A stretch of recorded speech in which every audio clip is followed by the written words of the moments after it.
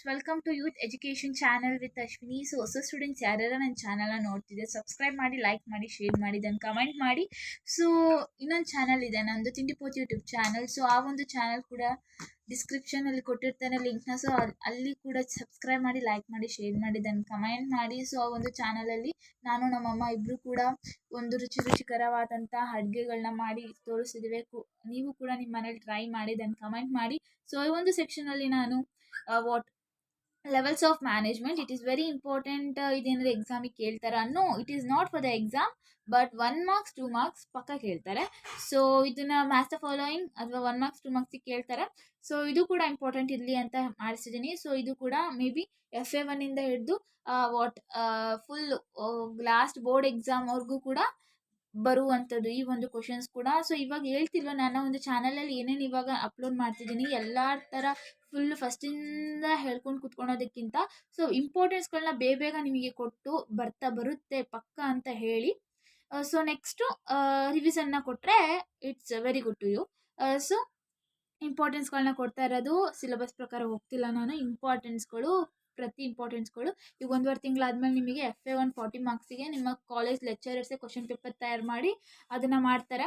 So ಆ ಒಂದು question ಪೇಪರ್ನ ತಯಾರಿಸ್ತಾರೆ. ಸೊ ಆ ಒಂದು ಕ್ವಶನ್ ಪೇಪರು ಯಾವ ಥರ ಕೊಡ್ಬೋದು ಏನು, ಒಂದು 3 ರಿಂದ 4 ಚಾಪ್ಟರ್ಸ್ಗಳು ಕವರ್ ಆಗಿರ್ತವೆ. ಸೊ ಇವಾಗ ಇದೊಂದು ಟಾಪಿಕ್ ಆಯಿತು, ಇನ್ನೊಂದು ಟಾಪಿಕ್ ಇದೆ ಆಯಿತು ಅಂದರೆ ಫಸ್ಟ್ ಚಾಪ್ಟರ್ ಕಂಪ್ಲೀಟ್ ಆಗೇ ಹೋಗುತ್ತೆ.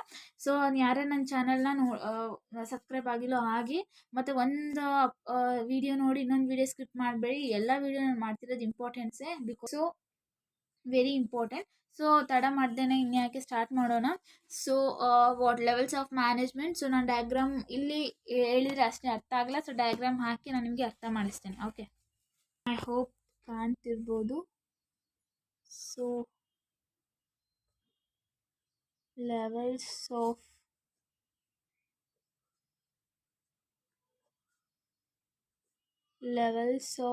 ಮ್ಯಾನೇಜ್ಮೆಂಟ್. ಓಕೆ, ಸೊ ಇವಾಗ ನಾನು ಈ ಒಂದು ಟ್ರಯಾಂಗಲಲ್ಲಿ ಸೊ ನಾನು ನಿಮಗೆ ಅರ್ಥ ಮಾಡಿಸಿದ್ದೀನಿ ಮ್ಯಾನೇಜ್ಮೆಂಟ್ ಸ್ಟೆಪ್ ಬೈ ಸ್ಟೆಪ್ ಹೇಗಿರುತ್ತೆ ಏನು ಎತ್ತ ಅಂತ. ನಾವು ಇದರಲ್ಲಿ 3 ಪಾರ್ಟ್ಸ್ ನೋಡ್ಬೋದು. Okay, 1 2 then 3, 1 2 3. ಓಕೆ, ನೀವು ಕೇಳ್ಬೋದು ಯಾಕೆ ಇವ್ರು ಈ ಥರ ಮಾಡ್ತಿದ್ದಾರೆ, ಲೈಕ್ ಈ ಥರ ಮಾಡ್ತಿರೋದ್ರಿಂದ ಸೊ ನಿಮಗೀಗ ಅರ್ಥ ಆಗುತ್ತೆ ಕ್ಲೀನಾಗಿ ಏನು ಅಂತ. ಸೊ ಸ್ಟಾರ್ಟಿಂಗ್ ಇದು ನೋಡಿದಾಗ ಅರ್ಥ ಆಗಲ್ಲ. ಸೊ ನನಗೆ ಎಕ್ಸ್ಪ್ಲೇನ್ ಮಾಡ್ತಾ ಹೋಗ್ತೇನೆ, ಅರ್ಥ ಆಗುತ್ತೆ. So this is A top level of management. Okay, so this is A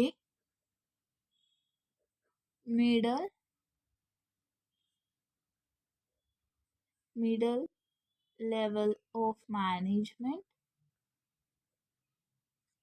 Okay, so this is ಇದನ್ನ ಲೋಯರ್ ಲೆವೆಲ್ ಮ್ಯಾನೇಜ್ಮೆಂಟ್ ಅಂತಲೂ ಕೂಡ ಕರೀತಾರೆ.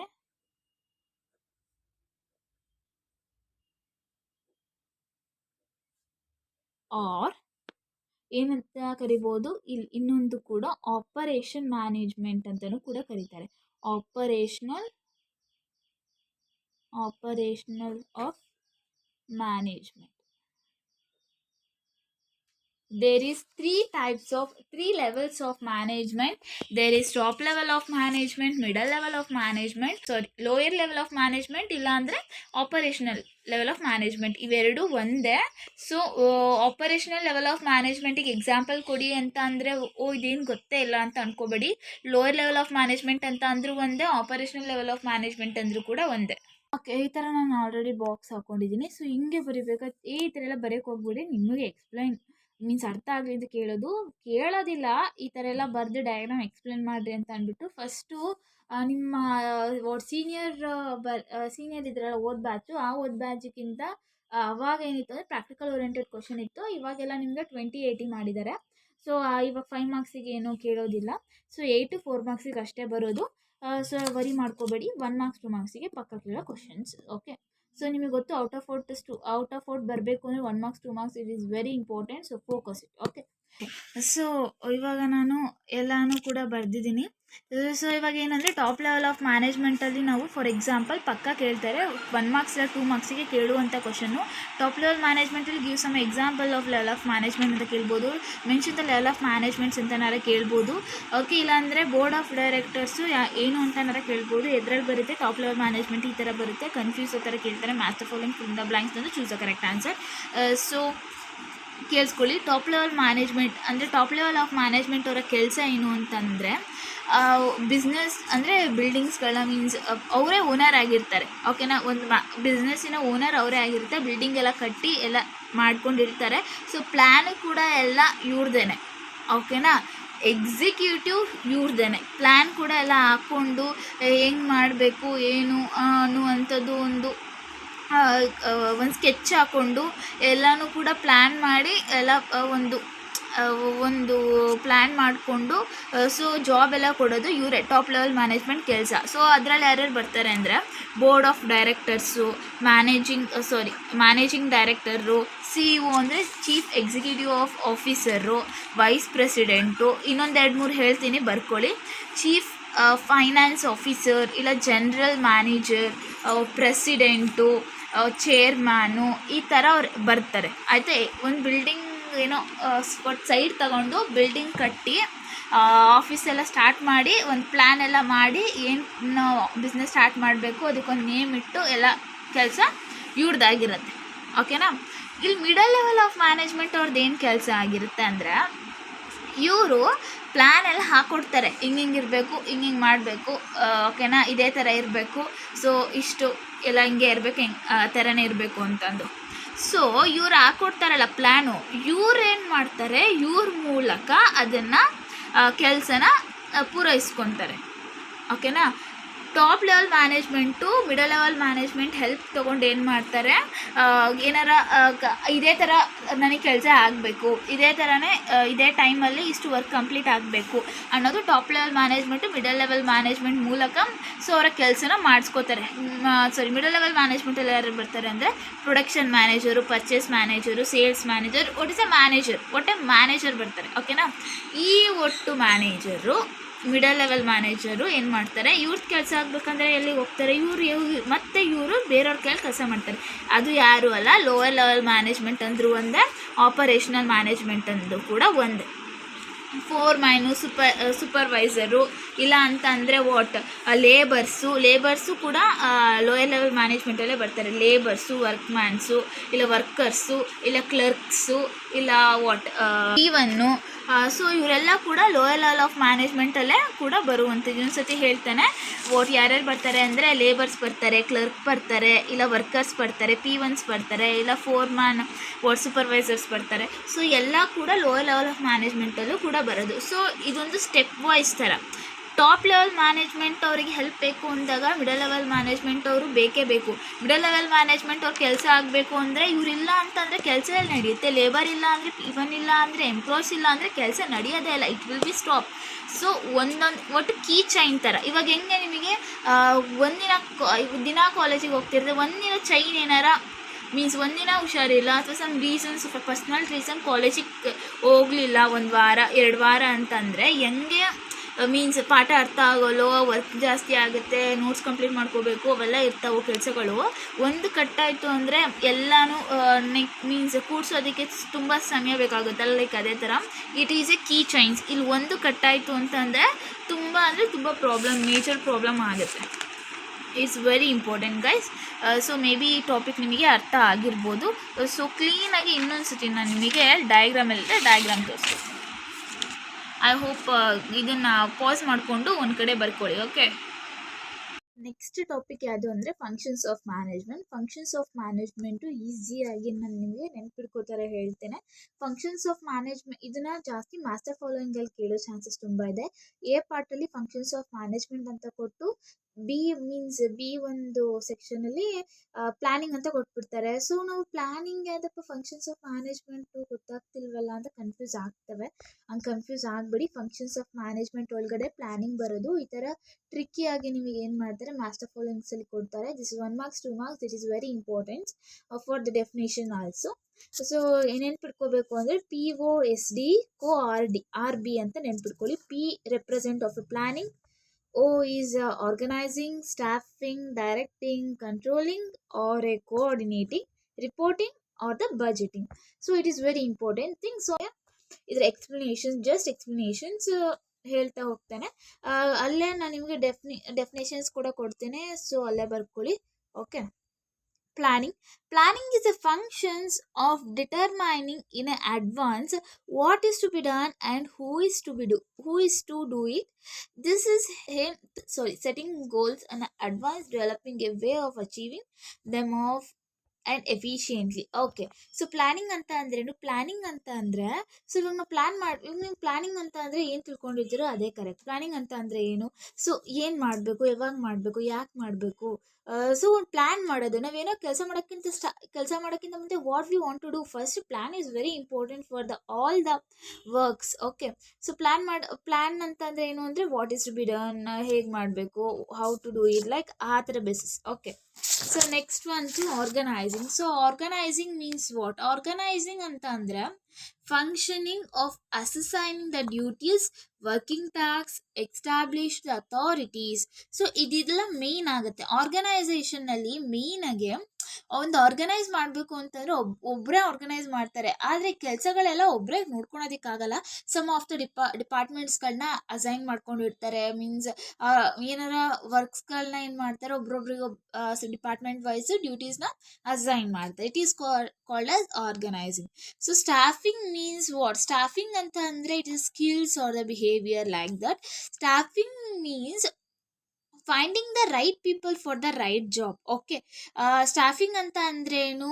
ಒಬ್ಬ ಒಳ್ಳೆ ಪೀಪಲ್ ಮೀನ್ಸ್ ಒಳ್ಳೆ ಎಂಪ್ಲಾಯ್ನ ಒಳ್ಳೆ ಪೊಸಿಷನಲ್ಲಿ ಅವನಿಗೆ ಸೀಟ್ ಸಿಕ್ಕಿ ಕೂರಿಸಿದಾಗ ಮಾತ್ರ ಅವನ ಒಂದು ಸ್ಕಿಲ್ಸಿಗಾಗಿರ್ಬೋದು, ಅವನ ಒಂದು ಎಫರ್ಟಿಗೆ ಸರಿಯಾದ ತಕ್ಕ ಪ್ರತಿಕ್ರಿಯೆ ಬರುವಂಥದ್ದು. So staffing means it's a very simple, right people for the right job.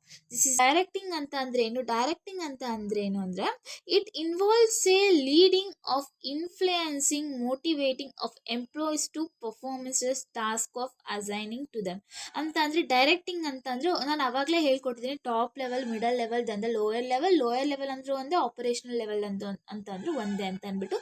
Directing level ಅಂತಂದರೆ ಡೈರೆಕ್ಟ್ ಯಾರು ಮಾಡ್ತಾರೆ? Manager. Means middle level managements ಏನು ಮಾಡ್ತಾರೆ ಮೀನ್ಸ್ ತಮ್ಮ ಕೆಳಗಡೆ ಕೆಳಗಡೆ ಅಂತಂದರೆ ಲೋಯರ್ ಲೆವೆಲ್ ಮ್ಯಾನೇಜ್ಮೆಂಟಲ್ಲಿ ಯಾರು ಲೇಬರ್ಸ್ ಆಗಿರ್ಬೋದು, ಎಂಪ್ಲಾಯೀಸ್ ಆಗಿ ವರ್ಕ್ ಮಾಡ್ತಿರ್ತಾರಲ್ಲ, ಸೊ ಅವರಿಗೆ ಒಂದು ಡೈರೆಕ್ಟಿಂಗ್ ಮಾಡೋದು. ಸೊ ನಮ್ಮ ಒಂದು ಕಂಪನಿ ಈ ಒಂದು ಪೊಸಿಷನಲ್ಲಿದೆ, want to achieve the goals and make the profit for the business ಅಂತ ಹೇಳ್ಕೊಟ್ಟು ಅವರಿಗೆ ಒಂದು ಗೋಲ್ನ ರೀಚ್ ಮಾಡಿಸ್ತಾರೆ. ಸೊ ಅವ್ರಿಗೆ ಎಕ್ಸ್ಪ್ಲೈನ್ ಮಾಡ್ತಾರೆ, ಮಾರ್ಗದರ್ಶನ ಮಾಡ್ತಾರೆ ಅಂತಾರಲ್ಲ, ಮೋಟಿವೇಶನ್ ಮಾಡ್ತಾರೆ. ಓಕೆ.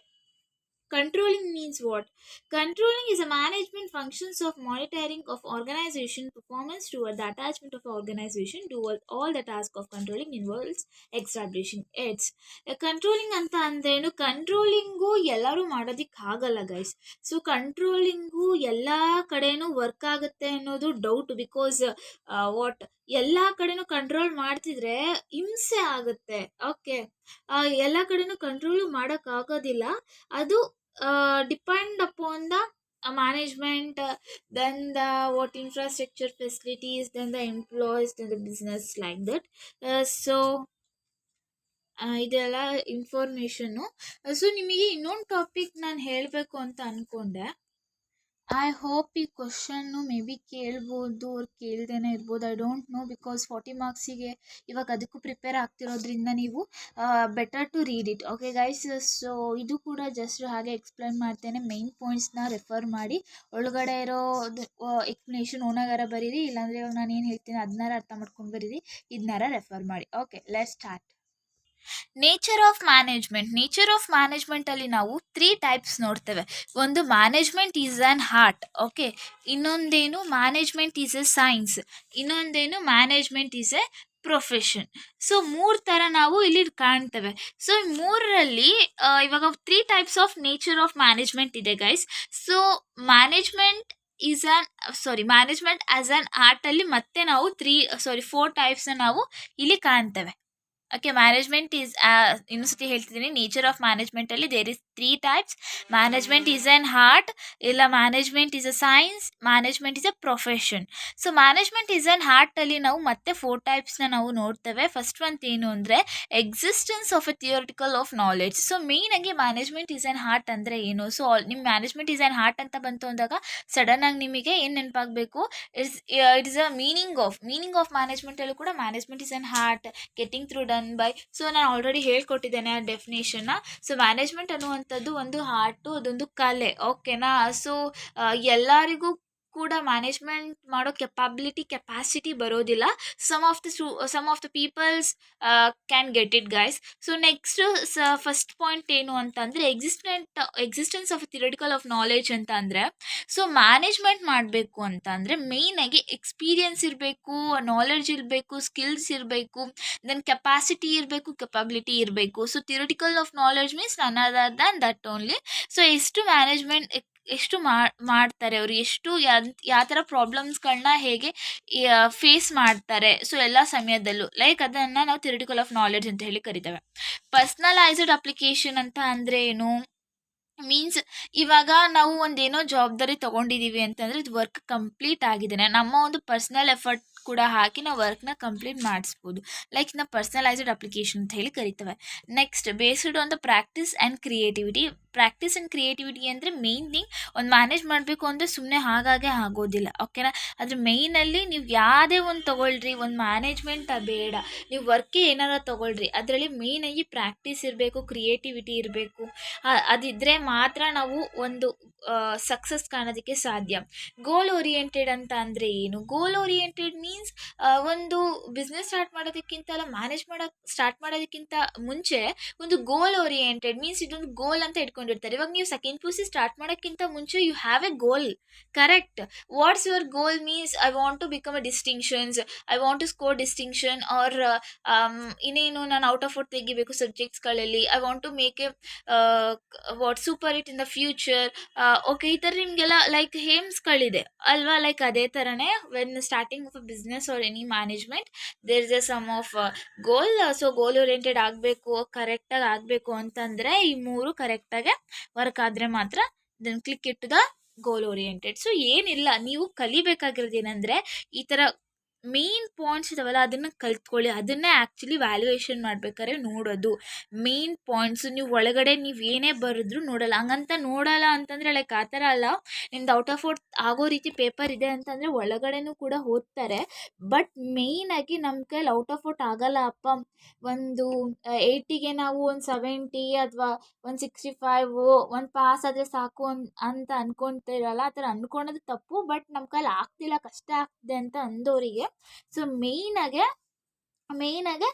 ಇದಾವಲ್ಲ. ಸೊ ಈ ಒಂದು ಪಾಯಿಂಟ್ಸ್ನ ಕಲ್ತ್ಕೊಳ್ಳಿ, ಒಳಗಡೆ ಎಕ್ಸ್ಪ್ಲನೇಷನ್ಸ್ಗಳನ್ನ ನಿಮ್ಮ ಓನ್ ಆಗಿ ಬರೀರಿ. ಓಕೆ, ಕನ್ನಡ ಮೀಡಿಯಮ್ ಆದರೂ ಅಷ್ಟೇ ಕನ್ನಡದಲ್ಲೇ ಎಕ್ಸ್ಪ್ಲೈನ್ ಮಾಡ್ತಿದ್ದೀನಿ ನಾನು. ಬಟ್ ಪಾಯಿಂಟ್ಸ್ಗಳೆಲ್ಲ ನನ್ನ ಹತ್ರ ಮೆಟೀರಿಯಲ್ಸು ಓಕೆ ಇದ್ದರೆ ನಾನು ನಿಮಗೆ ಖಂಡಿತವಾಗಿ ಅಪ್ಲೋಡ್ ಮಾಡಿ ಕೊಡ್ತೇನೆ. Okay, so next management is a science. So management is a ಸೈನ್ಸಲ್ಲಿ ಅಲ್ಲೂ ಕೂಡ ನಾವು 4 ಟೈಪ್, ಓಕೆ 4 ಟೈಪ್ ಅಲ್ಲಿ ನಾವು ಟೈಪ್ಸ್ಗಳನ್ನ ನೋಡ್ತೇವೆ. ಓಕೆ, ಸಿಸ್ಟಮೆಟಿಕಲ್ ಬಾಡಿ ಆಫ್ ನಾಲೆಡ್ಜ್ ಮೇಯ್ನಾಗಿ ನೀವು ಮ್ಯಾನೇಜ್ಮೆಂಟ್ ಈಸ್ ಅ ಸೈನ್ಸ್ ಅಂದರೆ ಏನು ಅಂತ ತಿಳ್ಕೊಳ್ಳಿ. ಸೈಂಟಿಫಿಕಲ್ ಆಗಿ ಪ್ರೂವನ್ ಆಗಬೇಕು. ಒಬ್ಬ ಎಂಪ್ಲಾಯಿ ಇಷ್ಟವರ್ ಕೆಲಸ ಮಾಡ್ತಿದ್ದಾನೆ ಅಂತಂದರೆ ನಿಮಗೆ ಒಂದು ಸ್ವಲ್ಪ ಮೀನ್ಸ್ ಹಿಂಗೆ ಯಾಕಿರ್ಬೋದು ಅಂತ ಯೋಚನೆ ಬಂದಿದೆ, ಕಮೆಂಟ್ ಮಾಡಿ. ಇವಾಗ ಎಂಪ್ಲಾಯೀಸ್ಗಳೆಲ್ಲ ಬ್ಯಾಂಗ್ಳೂರಲ್ಲಿ ಆಗಿರ್ಬೋದು, ಎಲ್ಲ ಕಡೆನೂ ಕೂಡ ಬೆಳಿಗ್ಗೆ 10 ಗಂಟೆ ಇಲ್ಲ 9 ಗಂಟೆಗೆ ಆಫೀಸಿಗೆ ಹೋದ್ರು ಅಂದರೆ ಈವ್ನಿಂಗ್ 6 or 5 or 7:30 ಅಷ್ಟೊತ್ತಿಗೆ ಕೆಲಸ ಮುಗಿಸ್ಕೊಂಡು ಬರ್ತಾರಲ್ವಾ. ಸೊ ಯಾಕೆ ಇಷ್ಟವರೆ ಕೆಲಸ ಮಾಡಬೇಕು? ಪ್ರಾಕ್ಟಿಕಲ್ ಆಗಿ ಇದನ್ನೆಲ್ಲ ಯಾರು ರೂಲ್ಸ್ ತಂದರು? ಸ್ವಲ್ಪ ಯಾರ ಯೋಚನೆ ಮಾಡಿದ್ರೆ ಲೈಕ್ ಕಮೆಂಟ್ ಮಾಡಿ. ಸೊ ಅದೇ ಕೂಡ ಸುಮ್ಮನೆ ರೂಲ್ಸ್ಗಳನ್ನ ತರೋದಿಲ್ಲ, ಪ್ರಾಕ್ಟಿಕಲ್ ಆಗಿ ಎಕ್ಸ್ಪಿರಿಮೆಂಟ್ ಆದಮೇಲೆ ಟೈಮ್ ವರ್ಕ್ಸ್ನ ಒಂದು ಎಂಪ್ಲಾಯ್ ಕಲಿ ಇಷ್ಟು ಕೆಲಸ ಮಾಡಿಸ್ಕೋಬೇಕು ಅಂತಲೇ ಪ್ರಾಕ್ಟಿಕಲ್ ಆಗಿ ಎಲ್ಲ ಆದಮೇಲೆ ಒಂದು ಎಂಪ್ಲಾಯ್ ಕೈಲಿ ಇಷ್ಟು ಟೈಮ್ ವರ್ಕ್ ಮಾಡಿಸ್ಕೋಬೇಕು ಅಂತ ಜಾರಿಗೆ ತರ್ತಾರೆ ಅವರು ರೂಲ್ಸ್ನ. So management is a science ಅಂತ ಅಂದರೆ ಅದೇ ಸಿಸ್ಟಮೆಟಿಕಲ್ ಆಗಿ ಇಷ್ಟು ಲೈಕ್ ಪ್ರೂವ್ ಆನ್ ಆಗಿದೆಯೋ ಇಲ್ವೋ ಅನ್ನೋ ಥರ. ಓಕೆ, ಸೊ ನೆಕ್ಸ್ಟ್ ಫಸ್ಟ್ ಮಂತಲ್ಲಿ ಏನು point, scientifically of body of knowledge. Scientifically ಅಂತ ಅಂದರೆ ಸಿಸ್ಟಮ್ ವೈಸ್ ಇರಬೇಕು. ಸೊ ನಾವೇನೇ ಕೆಲಸ ಮಾಡಿದ್ರೂ ಕೂಡ ಸಿಸ್ಟಮೆಟಿಕಲ್ ಆಗಿದ್ದರೆ ಮಾತ್ರ ಅದು ವರ್ಕ್ ಆಗೋದಕ್ಕೆ ಸಾಧ್ಯ, ಇಲ್ಲ ಅಂತಂದರೆ ಆಗಲ್ಲ. ಓಕೆನಾ, ಮೇಯ್ನ್ ಥಿಂಗ್ ಅಂತಂದರೆ ಸಿಸ್ಟಮ್ ವೈಸ್ ಇರಬೇಕು. Next principle based on the experimentation ಅಂತ ಅಂದರೆ ಏಜ್ ವೈಸ್ ಎಲ್ಲ ಕೂಡ ಎಕ್ಸ್ಪೆರಿಮೆಂಟ್ ಕೂಡ ಏಜ್ ವೈಸ್ ಮಾಡ್ತಾರೆ. ಇವಾಗ ಯಾಕೆ 60 ಇಯರ್ಸಿಗೆ ರಿಟೈರ್ಡ್ ಆಗುತ್ತೆ, ಮೀನ್ಸ್ ಡಿಪಾರ್ಟ್ಮೆಂಟ್ಸ್ಗಳಲ್ಲೆಲ್ಲ ಇತ್ತು ಅಂದರೆ ಗೌರ್ಮೆಂಟ್ ಡಿಪಾರ್ಟ್ಮೆಂಟ್ಸ್ಗಳು 60 ಇಯರ್ಸಿಗೆ ರಿಟೈರ್ಡ್ ಆಗುತ್ತೆ. ಎಲ್ಲಿಗೆ ಯಾಕೆ ಲೈಕ್ ಆ ಥರ ಎಲ್ಲ ಆಗುತ್ತೆ, ಯಾಕೆ ಅಂತಂದರೆ ಅದು ಎಕ್ಸ್ಪೆರಿಮೆಂಟ್ ಮಾಡಿರ್ತಾರೆ. ಈ ಒಂದು ಅವಧಿವರೆಗೂ ಅಷ್ಟೇ ಇವರ ಕೆಲಸ ಆಗಿರುತ್ತೆ. ಈ ಒಂದು ವಯಸ್ಸು ಮೀರಾದ್ಮೇಲೆ ದೇ ಆರ್ ರೆಸ್ಟ್. ಓಕೆ, ರೆಸ್ಟಲ್ಲಿ ಇರ್ತಾರೆ ಅವರು. ಮೀನ್ಸ್ ಕೆಲಸ ಮಾಡೋ ಟೈಮಿಗೆ ಚೆನ್ನಾಗೆಲ್ಲ ಕೆಲಸ ಮಾಡಿರ್ತಾರೆ. ಬಟ್ ಅದೆಲ್ಲ ಆದಮೇಲೆ ಅವ್ರಿಗೂ ಕೂಡ ಸ್ವಲ್ಪ ರೆಸ್ಟ್ ಬೇಕಾಗಿರುತ್ತೆ. ಓಕೆ, ಮೀನ್ಸ್ ರಿಲ್ಯಾಕ್ಸೇಷನ್ ಬೇಕಾಗಿರುತ್ತೆ. So it is like principle based on the experimentation. ಯಾವುದೂ ಕೂಡ ರೀಸನ್ ಇಲ್ಲದೆ ಮಾಡಿರಲ್ಲ. ಹಿಂದೆ ಒಂದು reasons are any good strong reasons ಇರುತ್ತೆ. ಸೊ ಅದ್ರ ಪ್ರಕಾರ ಬೇಸಿಸ್ ಮೇಲೆ ಮಾಡಿರ್ತಾರೆ. So next universal validity means what? Universal validity means rules and regulation. ಒಂದು ಮ್ಯಾನೇಜ್ಮೆಂಟಲ್ಲಿ ಒಂದು ರೂಲ್ಸ್ ಆ್ಯಂಡ್ ರೆಗ್ಯುಲೇಷನ್ ಮಾಡಿದ್ರು ಅಂತಂದರೆ, ಫಾರ್ ಎಕ್ಸಾಂಪಲ್ ಇಷ್ಟು ಗಂಟೆಗೆ ಟೈಮ್ ಪ್ರಕಾರ ನೀವು ಆಫೀಸಿಗೆ ಬರಬೇಕು ಆ ಥರ ಏನು ರೂಲ್ಸ್ ಮಾಡಿದ್ರು ಅಂತಂದರೆ we don't want quit it or ಏನು ಮಾತಾಡೋಕ್ಕಾಗೋದಿಲ್ಲ. ಸೊ ನಮಗೆ ಆ ಜಾಬ್ ಬೇಕು ಅಂತಂದರೆ ನಾವು ಯೂನಿವರ್ಸಲ್ ವ್ಯಾಲಿಡಿಟಿ ಮೀನ್ಸ್ ರೂಲ್ಸ್ನ ಫಾಲೋ ಮಾಡಲೇಬೇಕಾಗುತ್ತೆ. So like that. So next causes and efforts of relationship. May be sometime effect ಆಗೇ ಆಗುತ್ತೆ ಇದರಿಂದ. ಸಮ್ ಎಂಪ್ಲಾಯೀಸ್ಗಳಿಗಾಗಿರ್ಬೋದು, ಕೆಲಸ ಮಾಡೋ ಲೇಬರ್ಸ್ಗಾಗಿರ್ಬೋದು, some effects will be come. Okay, next ಏನು ಅಂದರೆ management of a profession. Management of a ಪ್ರೊಫೆಷನಲ್ಲೂ ಕೂಡ there is 4 types or 5 types. So well defined body of knowledge. Okay, management is a profession ಅಂತ ಅಂದರೆ ಏನು? ಸೊ ಮ್ಯಾನೇಜ್ಮೆಂಟ್ ಅನ್ನೋ ಪ್ರೊಫೆಷನಲ್ಲಿ main first ಬರೋದು well defined of a body of knowledge. So profession ಆಗಬೇಕು. Well defined of body of knowledge ಅಂತ ಅಂದರೆ main thing ಏನು ಅಂತಂದರೆ, ಯಾವುದೇ ಒಂದು ಬಿಸ್ನೆಸ್ ಸಿಚುವೇಶನಲ್ಲೂ ಕೂಡ ಯಾವುದೇ ಒಂದು ಸಿಚುವೇಶನ್ಸ್ ಆಗಿರ್ಬೋದು, ಏನೇ ಇದಾಗಿದ್ರೂ ಕೂಡ so well defined of body of knowledge means ನಮ್ಮ ಒಂದು ಕೆಲಸ ಆಗಿರ್ಬೋದು ಎಲ್ಲ ಕೂಡ ಆ ಒಂದು ಮ್ಯಾನೇಜ್ಮೆಂಟ್ ಬೇಸಿಸ್ ಮೇಲೆ ಕರೆಕ್ಟಾಗಿ ಕೆಲಸ ಮಾಡಬೇಕು ಅಂತ ಹೇಳ್ತಾರೆ. ರಿಸ್ಟ್ರಿಕ್ಟೆಡ್ ಆಫ್ ಎಂಟ್ರಿ ಅಂತ ಅಂದರೆ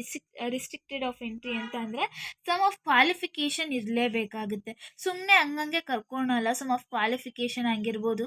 ಸೊ ಆ ಒಂದು ಕಂಪನಿಗೆ ಸಮ್ ಆಫ್ ಮ್ಯಾನೇಜ್ಮೆಂಟ್ಸಲ್ಲಿ ಏನು ಮಾಡ್ತಿರ್ತಾರೆ ಅಂದರೆ ಎಂಪ್ಲಾಯ್ನೇ ಹುಡುಕ್ತಿರ್ತಾರೆ ಸಮ್ ಆಫ್ ರಿಸ್ಟ್ರಿಕ್ಷನಲ್ಲಿ.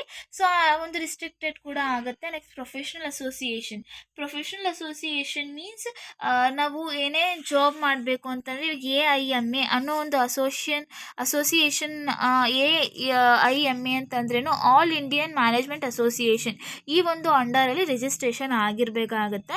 ಓಕೆ, ಇದು ಆಯಿತು ಅಂದರೆ ಪ್ರೊಫೆಷನಲ್ ಅಸೋಸಿಯೇಷನ್ ಆಗಿ ನಮಗೆ ಅಪಾಯಿಂಟ್ಮೆಂಟ್ ಸಿಗುವಂಥದ್ದು.